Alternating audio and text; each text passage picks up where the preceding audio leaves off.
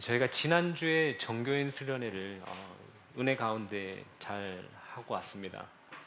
저희 교회 성도들이 보니까 저는 이제 좀 떨어져서 이렇게 지켜보고 있긴 했었어요. 모르셨죠? 제가 이렇게 보는데 많은 분들이 이 노는 것에 좀 굶주려 있었던 것 같은 느낌이었어요. 참 잘 노시더라고요. 참 즐거운 시간이었는데 저희 구자민 집사님이 특별히 현수막을 준비했었는데 노느라 바빠가지고 이 현수막 펴서 사진 찍을 타이밍을 제가 놓쳐버리고 그 이후로는 좀 잊어버렸습니다. 그래서 저 현수막 아까워서 수련회를 한 번 더 가야 되나 이런 생각까지도 들 만큼 참 즐거운 시간이었던 것 같습니다. 제가 예전에 이 좋은 교회는 어떠한 교회인가에 대해서 나눴었는데, 좋은 교회가 어떤 교회였죠? 혹시 기억이 나시나요? 어떤 교회가 좋은 교회였나요? 여러분 잘 기억 안 나시면 제가 답 알려드렸잖아요. 잘 기억 안 나시면 뭐라고 답변하시면 되죠? 좋은 교회는 그렇죠. 네. 뭐 자세히 기억 안 나시면 새뜻교회 좋은 교회입니다 이렇게 얘기하시면 됩니다. 네. 그런데 제가 알려드린 것은 이제 하나님의 말씀을 올바르게 해명하고 해석하고요, 모두 교회의 모든 성도들이 그 말씀대로 따라 살아가기를 힘쓰는 교회입니다. 그렇게 하나님의 말씀대로 살아갈 때에 하나님의 말씀이 우리의 삶에서 능력을 발휘하는 것을 경험하게 됩니다. 저희가 종종 다른 분들의 간증을 듣잖아요. 간증을 듣는데 어디서 대한민국 이 간증 공식을 내려준 것 같아요. 그래서 어떤 공식에 대입해서 주로 간증을 하냐면 이렇습니다. 내가 이러 했는데, 이러한 일들을 했는데 하나님께서 나에게 복을 주셨다. 이런 식의 공식에 그 대입을 해서 간증을 하는 걸 많이 들어본 것 같습니다. 그런데 저희는 좀 다르잖아요. 저는 좋은 교회이기 때문에 좋은 교회에서 하는 간증 공식을 오늘 한번 알려드리겠습니다. 좋은 교회에서 하는 간증의 공식은요, 내가 하나님의 말씀이 이러하다라는 것을 깨달았고 그 말씀대로 순종했더니 하나님께서 그 순종을 통해서 내 삶에 역사하시고 일하시는 경험을 했습니다 라고 이 공식에 대입해서 저희는 우리의 간증을 나눠야 될 것입니다. 그래서 제가 이 공식으로 지난주 수련회에 이 대입을 해서 간증을 한다면, 저에게 간증을 시킨다면 전 이런 식으로 할 것 같습니다. 지난주에 설교 제목이 혹시 무엇이었는지 기억이 나시나요? 정상이에요. 기억 안 나셔야 된다는 거 알고 계시죠? 기억이 나시면 안 되는 거예요. 지난주에 설교 제목이 그리스도적 자기 희생은 행복이 되어서 돌아온다라는 것이었는데 이게 영적으로 깨어 있는 분들은 그 보셨을 거예요. 수련회에서 뭘 보셨냐면 이 그리스도적 자기 희생이 이렇게 떠다니시는 거 혹시 보셨나요? 이렇게 크게 대답할수록 거짓말일 확률이 높습니다. 네. 저는 이게 보였어요. 이 자기 희생, 그리스도적인 자기 희생이 이렇게 수련회를 둥둥 떠다니는 걸 봤습니다. 여러분 이번 수련회에 알게 모르게 준비한 손길들이 많았죠. 장소를 찾고요, 또 답사를 다녀오신 분들도 있고요, 또 이번 수련회에 꽃 같았던 레크레이션 준비를 해주신 분들도 있었고요, 자비로 음식을 준비하신 분들, 운전으로 섬겨주신 분들 많아요. 또 아이들 케어해 주신 분들 많았습니다. 많은 분들이 자신의 은사든 재능이든 시간이든 재물이든 자신의 가진 것의 일부를 공동체를 위해서 내어놓는 그리스도적인 자기희생 보셨죠? 저는 봤습니다. 깨어 있는 사람들만 보이는 것이에요. 네, 그게 둥둥 떠다니다가 결국 사람들에게 가서 이것이 행복으로 변하는 것도 혹시 보셨나요? 깨어나셔야 돼요. 여러분들 많이 못 보신 것 같은데 깨어 있는 분들은 보입니다. 저는 그게 행복으로 변하는 것들을 보면서 전 참 우리 교회 그래도 참 좋다, 행복하다 이런 느낌이 들었던 것 같습니다. 그래서 좋은 교회 공식, 이 간증 공식에 대입해서 간증을 한다는 것은 이런 것인 것 같아요. 제가 그리스도적 희생이 행복으로 돌아온다는 것을 내가 깨달았고 그것을 실천했을 때 실제 그 실천을 통해서 우리의 순종을 통해서 하나님께서 역사하시고 그 말씀이 진리라는 것들이 우리 삶 가운데 드러나는 것, 제가 그것을 경험했습니다라고 이렇게 고백하는 것이 좋은 교회의 간증 공식인 것 같습니다. 여러분들 혹시 이걸 깨달으셨는지 모르겠지만 우리가 지금 한 달 가까이 참된 믿음을 가진 것이 어떤 모습으로 드러나게 되는가를 살펴보면서 우리는 과연 참된 믿음을 소유한 자들인가를 점검하고 있습니다. 오늘 역시 우리 스스로의 삶을 살펴보고 참된 믿음을 소유한 모습으로 살아가고 있는가, 우리가 그것을 한번 또 체크해 보려고 합니다. 오늘 저희가 읽었었던 말씀은 너무 익숙한 본문이죠. 아마 어릴 때부터 교회 다니신 분들은 이거 뭐 한 최소한 대여섯 번은 들어본 말씀일 겁니다. 바로 여러분들께 한번 질문을 해보겠습니다. 오늘 본문 말씀에 나온 이 네 가지의 다른 마음 밭은 한 사람의 여러 다른 마음의 상태를 말하는 것일까요? 그래서 내 마음이 지난주는 길가와 같았다가 이번 주는 가시밭과 같았다가 오늘은 내 마음이 좋은 밭과 같다라고 표현할 수 있는 것처럼 한 개인의 네 가지 다른 마음 상태를 의미하는 걸까요? 아니면 각각 다른 마음밭을 가진 네 가지의 다른 부류의 사람들을 말하는 걸까요? 어떤 걸까요? 1번일까요? 2번일까요? 제가 여러분 저희 교회한테 이 성도들에게 질문할 때마다 너무 어렵지 않게 1번, 2번, 뭐 참, 거짓 이 정도로 제가 문제를 냅니다. 1번일까요? 2번일까요? 네? 2번입니다. 2번. 네 가지 다른 부류의 사람들을 말하는 것입니다. 말씀을 잘 읽어보시면요. 15절에도 이들을 가리킴이니 16절에도 이들을 가리킴이니 이렇게 각각 다른 부류의 사람을 말하고 있는 것입니다. 그러니 오늘 여러분들이 이 말씀을 들으면서 나는 어떤 마음밭을 가진 사람인지 한번 확인해 보시기 바랍니다. 보통 우리가 이 말씀을 깊게 생각하지 않고 그냥 쭉 읽어 내려가면 이렇게 받아들일 수 있습니다. 예수님께서 오늘 이 말씀을 듣는 청중들에게 좋은 밭과 같은 마음을 가지라고 권면하는 것으로 받아들일 수 있습니다. 그런데 그래서 결론을 나도 오늘 이 말씀을 들었으니 좋은 마음밭을 가진 사람처럼 되어야지라고 결론을 내리는 경우가 있습니다.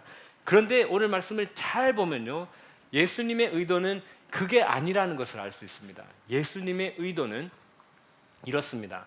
말씀이 많은 사람들에게 뿌려졌을 때 각기 다른 반응들을 알려주시면서 제자들에게 자신들은 하나님의 말씀에 어떻게 반응하고 있는지를 살펴보시도록 하기 위해서 이 말씀을 하신 것입니다. 요 정리가 되셨나요? 한 번 더 해드릴게요. 이 예수님의 의도는 말씀이 뿌려졌을 때 각각의 다른 사람들이 이 말씀에 어떻게 반응을 하는지를 알려주시면서 궁극적으로는 제자들에게 자신들은 어떻게 하나님의 말씀에 반응하면서 살아가고 있는지를 알 수 있도록 해주신 것입니다. 과연 예수님의 의도가 그러한지 한번 살펴보겠습니다. 1절 말씀 한번 다시 읽어볼까요?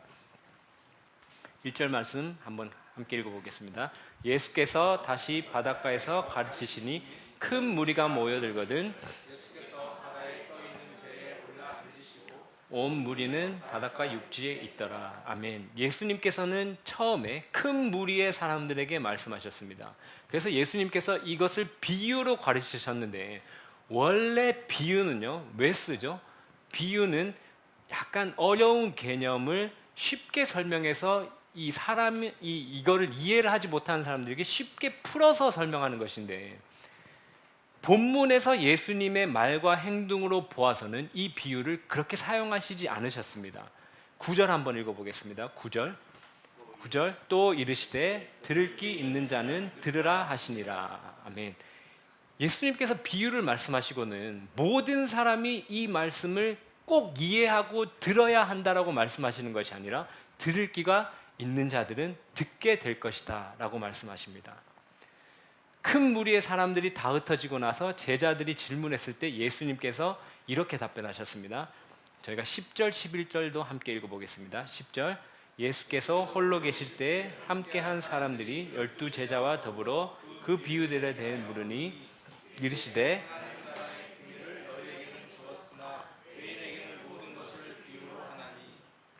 아멘. 하나님의 비밀을 아는 것이 제자들에게는 허락이 되었지만 다른 사람들에게는 허락이 되지 않았다고 말씀하십니다. 즉 예수님께서 원래 비유는 어려운 개념을 쉽게 풀어서 설명해 주는 것인데 오늘 예수님께서 비유를 사용하신 것은 다른 사람들을 이해시키려고 사용한 것이 아니라고 하십니다. 예수님께서는 청중들을 설득해서 그들로 하여금 나는 오늘 이 말씀을 들었으니 좋은 밭과 같은 마음을 가져야겠다라고 설득하시거나 다짐을 하게 하려고 이 비유를 주신 것이 아닙니다. 그 결정적인 증거가요.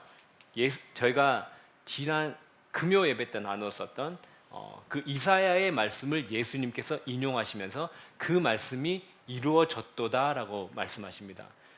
이 본문의 교차 본문인 마태복음 13장으로 한번 가보겠습니다.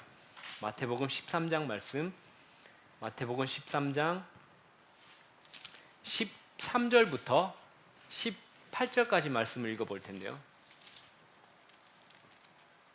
마태복음 13장 13절부터 18절까지 말씀, 제가 한 절 여러분 한 절 교독해 보겠습니다.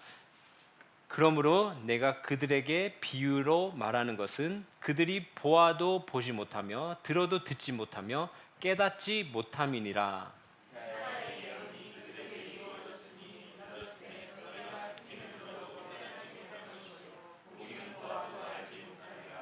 이 백성들의 마음이 완악하여져서 그 귀는 듣기에 둔하고 눈은 감았으니 이는 눈으로 보고 귀로 듣고 마음으로 깨달아 돌이켜 내게 고침을 받을까 두려워함이라 하였느니라.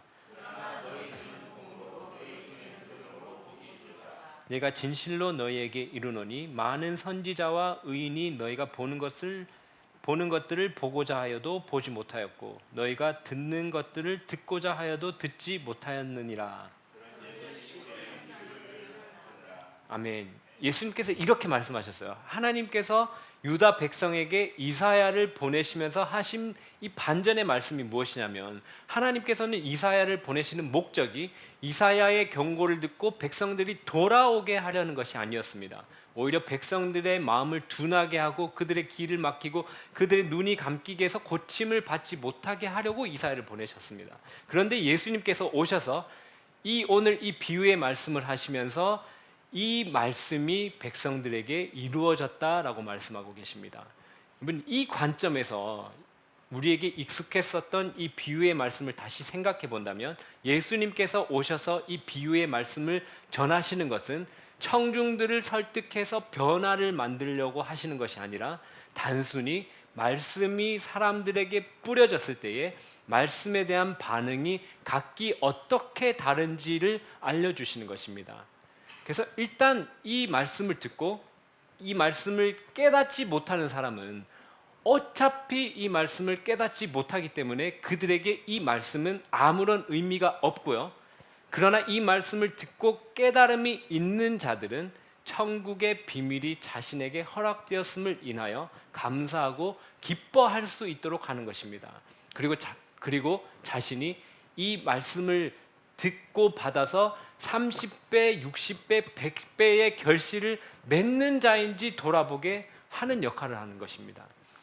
예수님께서 말씀이 들리고 깨달음이 있는 자를 두고 이렇게 표현하셨습니다. 하나님 나라의 비밀을 아는 것이 허락된 자, 무릇 있는 자는 받아 넉넉하게 될 것이다. 너희 눈은 봄으로 너희 귀는 들음으로 복이 있도다.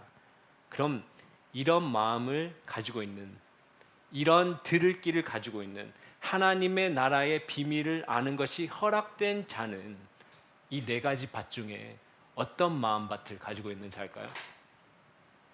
어떤 마음밭일까요? 너무 어렵죠. 1, 2, 3, 4번 4번까지 있어서 죄송합니다. 어떤 마음일까요? 좋은 밭입니다. 좋은 밭입니다. 이 씨가 자라고 열매 맺는 것은 씨가 뿌려진 장소에 달려 있습니다. 왜냐하면요, 이 말씀에서 오늘 이 본문에서 씨는 무엇이라고 얘기했는지 혹시 기억나시나요? 씨는 말씀입니다. 말씀은 완전 무결한 것이어서 문제가 없습니다. 그러니까 뭐죠? 이 완전 무결한 씨가 어디에 뿌려졌냐에 따라 열매가 맺히느냐 맺히지 않느냐를 결정하게 됩니다. 씨는요, 반드시 좋은 밭에 뿌려지면 자라서 열매를 맺게 됩니다. 여러분들의 마음은 어떤 마음밭인가요? 이제 이 말씀에 반응하는 네 가지 부류의 사람들에 대해서 살펴보겠습니다. 들으면서 나는 어떤 마음밭을 가졌을까 한번 생각해 보시기 바랍니다. 첫 번째는요, 길가에 뿌려진 씨앗은 듣고 말씀을 들었을 때에 사탄이 즉시 와서 말씀을 빼앗아 가는 것입니다. 마태복음에서는 천국 말씀을 듣고 깨닫지 못한다라고 표현을 합니다. 제가 가끔 이 예수님을 믿지 않는 사람들에게 복음을 전할 때 이런 경험을 종종 하는 것 같아요. 어떤 경험이냐면 복음을 믿지 않는 사람들에게 복음을 전하고 예수님에 대해서 전합니다. 그러면요, 이 사람들이 아주 완고하게 저항을 합니다. 내가 왜 죄인이냐고, 내가 무슨 죄를 짓고 살았냐고. 야, 하나님 눈에 보이지 않는데, 아예 그냥 이 어떤 느낌이냐면 내가 하는 이 말이 그냥 튕겨져 나오는 느낌이에요. 그냥 튕겨져 나와요. 그래서 완강하게 거부하면서 이 말씀이 아예 들어가지 않는다라는 느낌을 받을 때가 있습니다. 아마 첫 번째 이 길가에 뿌려졌다는 것은 이러한 말씀일 것입니다. 그리고 두 번째 돌밭에 뿌려진 씨앗은요, 말씀을 들을 때는 기쁨으로 받는다라고 얘기합니다. 그런데 뿌리를 내리지 못해서 환난이나 박해가 일어나면 바로 넘어지는 것입니다. 이런 경우도 있는 것 같아요. 예배 시간에 보면 설교 드릴 때 이렇게 눈가가 이렇게 막 촉촉해지면서 들을 때는 아멘, 아멘 이렇게 들으세요. 듣고 있다가 설교도 끝나고 오면 참 은혜 많이 받았습니다 이렇게 얘기를 하세요. 그런데 몇 주 지나고 보면 안 보여요. 예배 시간에 보면 이제 그분 어디 가셨냐 아멘 소리도 들리지 않고 이제 눈가가 촉촉한 그분이 안 보이세요. 그러니까 왜 그분이 이제 교회 안 나오시냐 그러면 그렇게 얘기를 해요. 이 남편이 교회 못 가게 하고 또 아내가 못 가게 하고 또 주일날 직장에 가야 되고, 그리고 공교롭게도 교회를 다니기 시작했을 때부터 안 좋은 일들이 생기기 시작해서 이제 교회 다니면 안 될 것 같습니다. 이렇게 그 환난과 고난이 왔을 때 뿌리가 없어서 바로 넘어지는 그런 경우인 것 같습니다. 그래서 이 들을 때 기쁨으로 들었다가 이 교회 신앙생활을 하는 것 때문에 외부에서 환난이나 박해가 일어나면 뿌리가 없기 때문에 바로 넘어지는 그런 사람들을 의미하는 것 같습니다. 세 번째, 가시떨기에 뿌려진 씨앗은요, 세상의 염려와 재물의 유혹과 기타 욕심이 들어와 말씀을 막아 결실하지 못하게 되는 것입니다. 그러니까 이 경우에는 뿌리도 내리고 자라기도 했어요. 그런데 가시나무가 이 식물이 자기보다 더 크게 자랄 수 없도록 방해하고 양분을 빼앗고 결국에는 가장 중요한 열매를 맺지 못하도록 합니다. 이 교회도 열심히 다니고 말씀도 잘 듣는 것 같고, 그런데 이 마음을 잘 들여다보면 늘 세상의 것들로 염려하고 돈의 유혹으로 올바른 선택을 하지 못하고 여러 가지 욕심들을 쫓아다니느라 결정적으로 열매를 맺지 못하는 케이스인 것 같습니다. 여러분, 이 세 번째 케이스는 과연 그럼 여러분들 보시기에 참된 믿음을 소유한 자라고 생각이 됩니까? 참된 믿음을 소유한 자일까요? 저는 아닌 것 같습니다. 이게 교회에서 가장 자신이 참된 신앙을 가지고 있다고 착각하게 만드는 가장 흔한 케이스인 것 같습니다. 여러분들은 어떤 마음에 해당이 되십니까? 길가, 돌밭, 가시떨기밭. 여긴 아니죠. 여긴 아니기를 소망합니다. 여러분은 이 세 가지 밭과 같은 마음을 가진 사람이 아닌 참된 믿음을 소유한 자들이 맞습니까? 이게 우리가 참된 믿음을 가지고 있다는 것은 오늘 말씀에서도 그렇고요, 예수님의 가르침에서도 그러하고, 예수님께서는 늘 열매 맺는 삶을 강조하셨습니다. 마태복음 7장으로 한번 가보겠습니다. 마태복음 7장입니다. 마태복음 7장 17절에서 20절까지 말씀인데요, 마태복음 7장 17절에서 20절 말씀입니다. 제가 한 절, 여러분 한 절 읽어보겠습니다. 이와 같이 좋은 나무마다 아름다운 열매를 맺고 못된 나무가 나쁜 열매를 맺나니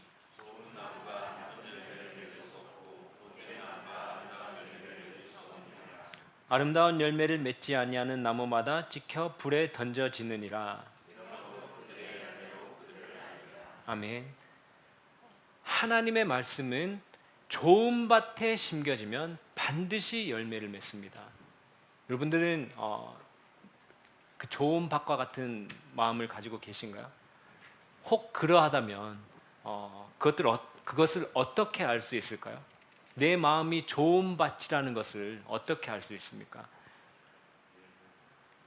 좋은 밭에 떨어졌다라는 것은, 내 마음이 좋다라는 것은 이 길가에 뿌려져서 겪는 어려움, 돌밭에 뿌려져서 겪는 어려움, 가시떨기에 뿌려져서 겪는 어려움을 모두 극복하고 열매를 맺는 것입니다. 길가에 뿌려진 것과는 다르게 말씀을 듣고 깨닫는 자이고요, 길가에 뿌려진 것과는 다르게 환난이나 박해가 일어나도 넘어지지 않는 것이고요, 가시떨기 밭에 뿌려진 것과 다르게 세상의 염려와 재물의 유혹과 기타 욕심에 막히지 않고 열매를 맺는 것입니다. 이것이 내가 좋은 밭을 가졌다라고 말할 수 있는 조건입니다. 여러분은 좋은 밭을 가진 성도입니까? 좋은 땅에 뿌려졌다는 것은 말씀을 듣고 깨닫는 자니 결실하여 어떤 것은 100배, 어떤 것은 60배, 어떤 것은 30배가 되느니라 하시더라. 누가복음에서는 이렇게 설명합니다. 착하고 좋은 마음으로 말씀을 듣고 지키어 인내로 결실하는 자리라. 오늘 저희가 읽었었던 본문의 말씀은요, 씨 뿌리는 자의 비유, 혹은 좋은 밭의 비유, 이름이 여러 개가 있긴 한데, 이 비유는 마태복음 13장, 저희가 읽었었던 마가복음 5장, 누가복음 8장, 이 세 복음서에 다 나옵니다. 그런데 이 본문의 공통점을 살펴보면요, 이 네 가지 밭에 공통점이 있습니다. 네 가지 밭의 공통점, 혹시 무엇일까요? 네 가지 밭에 똑같은 조건이 있습니다. 무엇이냐면 씨가 뿌려지는 것입니다. 아까 씨가 뭐라고 했었죠? 하나님의 말씀입니다. 그렇다면 이게 그냥 세상에 어디서 살고 있는 사람들에게 하는 말일까요? 아니죠. 어딜까요? 말씀이 선포되는 곳에서 일어나는 일을 얘기하고 있는 것입니다. 이게 공통점입니다. 지금 저희 교회가 같은 거예요. 말씀이 선포되고 말씀이 뿌려지는 곳에서 일어나는 일을 이야기하고 있습니다. 그런데 길가, 돌밭, 가시떨기, 요게 한 부류고요, 한 부분, 그리고 나머지 요 한 부분은 좋은 땅이잖아요. 이렇게 분류할 수 있습니다. 이 두 개의 결정적인 차이를 이 세 복음서에서 똑같이 얘기하는데, 이 둘의 차이는 무엇일까요? 이 둘의 차이, 열매 맺는 것과요, 그 이전에 열매를 맺게 하는 결정적인 게 있습니다. 그게 무엇이냐면 깨닫고 행함입니다. 여러분들 가셔서 본문 다 읽어보시기 바래요. 요게 요 둘의 결정적인 차이입니다. 깨닫고 행함. 여러분, 저희 한국교회는 세계에서 유례를 찾아볼 수 없을 정도로 빠르게 성장했고요, 또 그 어두운 가운데 반대편에서는요, 또 그만큼 빠르게 쇠퇴하고 있습니다. 빠르게 성장하면서 그저 눈에 보이는 것들이 열매라고 어느 정도 착각을 했었던 부분이 있는 것 같습니다. 그래서 한국의 기독교 인구가 몇 퍼센트냐, 교회가 몇 개가 되느냐, 선교사를 얼마나 파송했느냐, 이러한 수치들이 열매인 것처럼 착각을 하진 않았나라는 개인적으로 생각을 해봅니다. 이젠 이 예전에 저희가 열매라고 생각했었던 이런 것들이 줄어들고 있는 시점에서 개인이나 교회가 정말 참 열매를 맺고 살아가는지를 체크해야 될 때라고 저는 생각을 합니다. 그럼 열매가 무엇일까요? 여러분 잘 알고 있는 속담, 요건 다 맞추실 수 있을 것 같아요. 이 답변 안 하시면 답변 안 하시고 싶은 것입니다. 자, 콩 심은데 콩 나고, 팥 심은데, 이거 보세요. 이거 대답하시기 팥 심은데 뭐가 나죠? 팥 납니다. 그러니까 오늘 말씀을 심었잖아요. 그러면 뭐가 열매로 맺힐까요? 대답하시기 싫으신 거죠. 말씀을 심으면 말씀이 맺히는 것입니다. 그럼 여러분 이게 머릿속에 좀 그려지시나요? 말씀이 심겨져서 말씀이 열매를 맺는다라는 것. 이건 어떠한 그림일까요? 요걸 한번 그려보고 오늘 말씀을 마무리하려고 합니다. 이 누가복음에서는 착하고 좋은 마음으로 말씀을 듣고 지키어 인내로 결신하는 자니라라고 이 열매 맺음을 표현하고 있습니다. 말씀을 듣고 깨닫고 그 말씀을 순종함으로 행하고 인내함으로써 열매가 맺히는 것입니다. 이 모든 과정에서 성령 하나님께서 우리를 도우시고 우리 안에서 역사하시는 것입니다. 깨닫게 하시는 것도요, 성령 하나님의 역사이고요. 말씀을 지킬 수 있도록 인도하시는 것도 하나님의 능력이고 역사하심이고요. 인내하게 하시는 것도 하나님의 도우심입니다. 그럼 이 열매가 맺어진 것이 실제적으로 어떤 모습인지 제가 지난주 설교를 다시 가져와서 한번 그려보고 마치겠습니다. 지난주에 이제 그리스도적 자기 희생은 행복이 되어서 돌아온다라는 것, 그 말씀을 깨달은 자들은요, 어떻게 하죠? 내가 그리스도를 닮은 희생의 삶을 살아야겠다라고 깨달았습니다. 그리고 그 말씀을 실제로 행하죠. 순종함으로 행합니다. 근데 이게 행한다는 것이 여러분들 쉽진 않잖아요. 그리스도적인 예수 그리스도를 닮아 나를 희생한다는 것, 이게 쉽지 않습니다. 그런데 그 말씀을 지켰을 때에, 그 말씀을 순종함으로 나아갔을 때에 맺히는 열매, 그 열매, 말씀이 우리 가운데 실제가 되어서 경험하게 된다는 것을 여러분 혹시 느껴보셨나요? 그런 것을 경험해 보셨나요? 여러분 수련회 때 저는 어느 정도 경험을 한 것 같아요. 그리스도적인 희생들이 모여서 그것이 행복으로 돌아온다는 것, 그 말씀, 우리 머릿속에 있던 그 말씀이 실제 우리의 삶 가운데 실제하게 된다는 것을 저는 경험을 했었던 것 같습니다. 여러분 수련회를 놓치신 분들은 오늘 갈비탕을 통해서 경험하시기 바랍니다. 이게 어떤 말이냐면, 자, 우리 수고하신 분이 있잖아요. 분명히 토요일 오전에 그냥 쉬셔도 되는데 그냥 그리스도적 희생으로 하신 거 맞죠? 이거 강제로 누가 시킨 거 아니죠? 돈 받고 한 거 아니잖아요, 그렇죠? 그리스도적 희생을 보였을 때에 분명히 이건 쉬운 건 아니에요. 내 것을 희생해야 되기 때문에요. 그런데 그렇게 자발적으로 기쁨으로 그리스도를 닮아 그런 희생을 했을 때 그 희생이 어떻게 돌아가는 거죠? 여러분들 드시면서 아실 거예요. 행복하다. 갈비탕 맛있다. 이게 저는 말씀이 실제가 되어 우리가 경험하는 것이라고 생각을 합니다. 제가 어제 갈비탕 시식을 하고 내일 설교는 뭐 조금 약해도 되겠다.